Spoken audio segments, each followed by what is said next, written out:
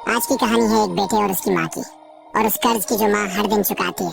मगर बेटा सोचता है कि माँ का कर्ज किसी दिन चुका दूंगा। एक दिन बेटे ने थक कर माँ से कहा, माँ तू हमेशा कहती है कि तेरा कर्ज कोई नहीं चुका सकता। आज मैं तेरे पिछले और आज तक के सारे कर्ज उतारना चाहता हूँ। बता माँ तुझे क्या चाहिए?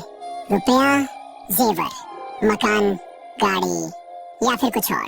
माँ ने मुस्कुरा कर कहा, बेटा अगर तू सच में मेरा कर्ज उतारना चाहता है तो बस आज की रात मेरे पास मेरे कमरे में सो जा। बस एक रात की बात है बेटा।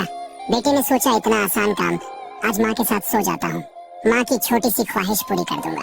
रात हुई, बेटा माँ के कमरे में आकर लेट गया। थोड़ी ही देर हुई थी कि माँ की आवाज आई, बेटा प्यास लगी है, एक गिलास पानी पिला दे।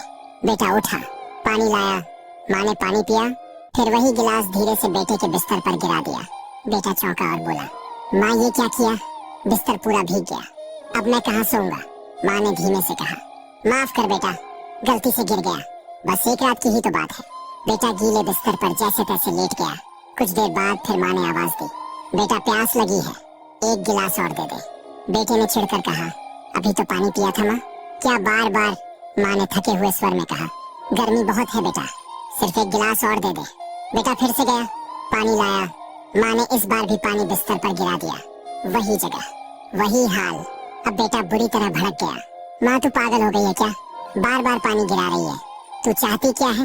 माँ ने सिर झुका लिया, बस इतना ही बोली, बूढ़ी हो गई हूँ बेटा, हाथ कांप जाते हैं। कोई बात नहीं, एक रात की ही तो बात है। बेटा चुपचाप फिर से लेट गया।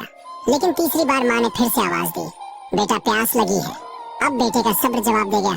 वह गुस्से से खड़ा हुआ और बोला, मैं जा रहा हूँ अपने कमरे में, भाड़ में जाए तेरा कर्ज। तभी माँ ने पहली बार बेटे के गाल पर एक तमाचा मारा। बेटा हैरान रह गया।